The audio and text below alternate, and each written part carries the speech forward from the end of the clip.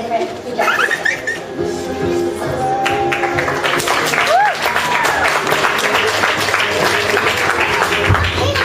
Hello, I am Dr. Seuss. Today you are you, that is truer than true. There is no one alive who is youer than you.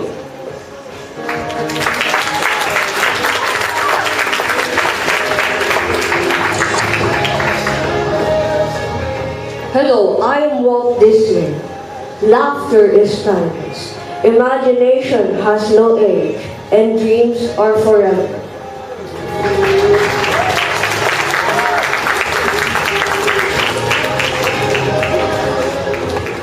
Good evening. My name is Ludwig van Beethoven. Music is the one incorporeal entrance into a higher world of knowledge, which comprehends mankind but which mankind cannot comprehend.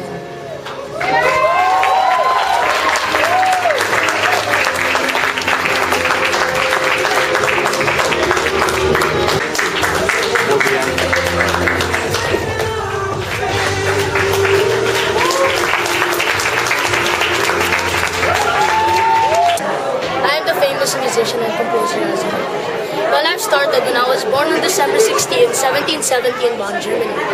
Historians actually don't have records of my birthday, but what they do have are records of my baptism.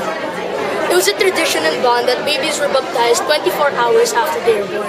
So most historians and scholars believe that I was born on December 16, 1770. I was born into a family of musicians, and I was taught at a very young age that I developed my strong passion for music.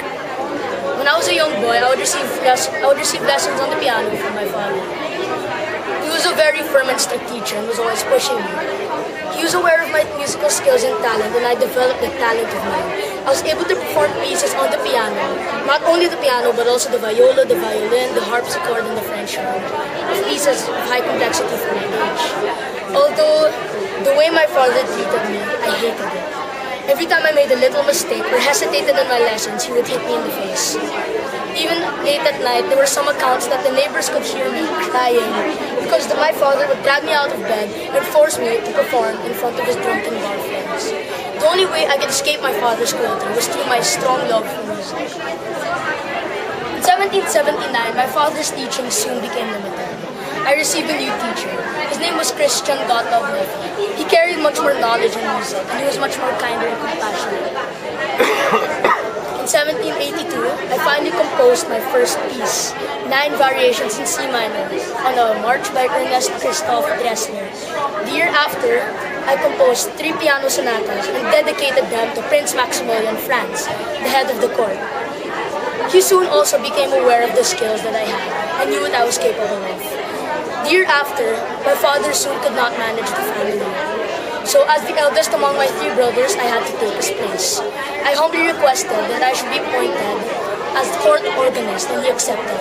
I was receiving around 150 florins annually and my previous father's salary.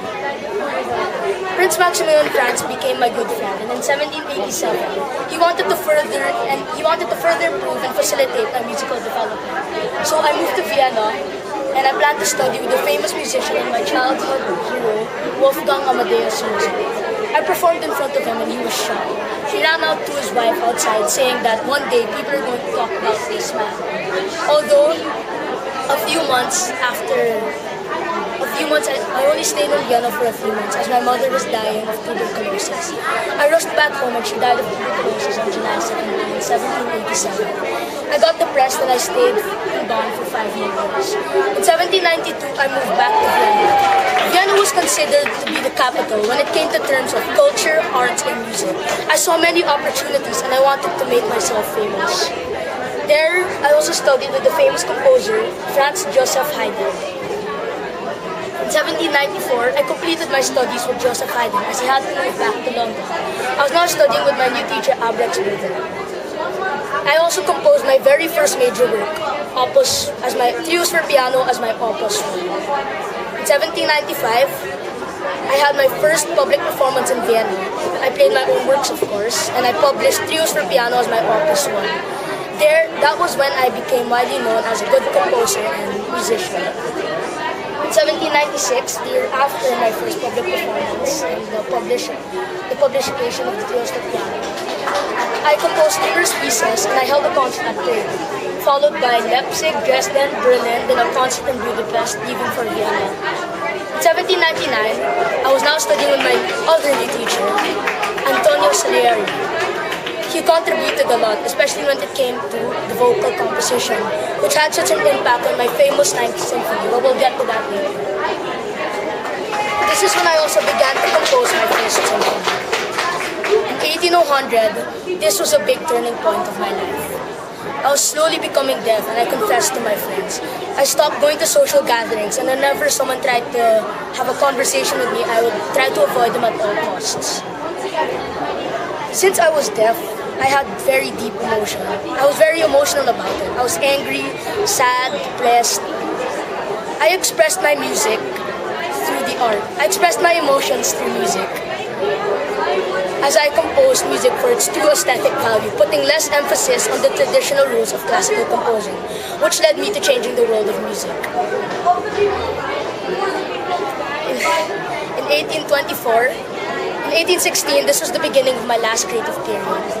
In 1819, I composed and finished one of my most famous pieces that come from the creative period, my Missa Solemnis. And then 1824, I finally finished my famous Ninth Symphony, probably considered to be the best among all of my symphonies. This was the last. My Ninth Symphony is one of the pieces that proved me to be such a distinguished composer. In the last movement of the Ninth Symphony, I inserted the chorale, and the lyrics are based off a poem, Ode to Joy. This has never been done before by other classical composers, which is what made me stand out. Another example is my Sixth Symphony, which I based that symphony off of nature. My Fifth Symphony, which is based off of anger, as you can hear the four-note motive throughout the whole song, which has never been done before. This is why a lot of people call me Beethoven, the rebel. I stood out from all the other classical composers and I inspired, such as other composers like Johann Brahms and Richard Wagner. I left a legacy behind me after I died. I will now entertain questions, sign autographs, or perform. Can you perform a piece for us?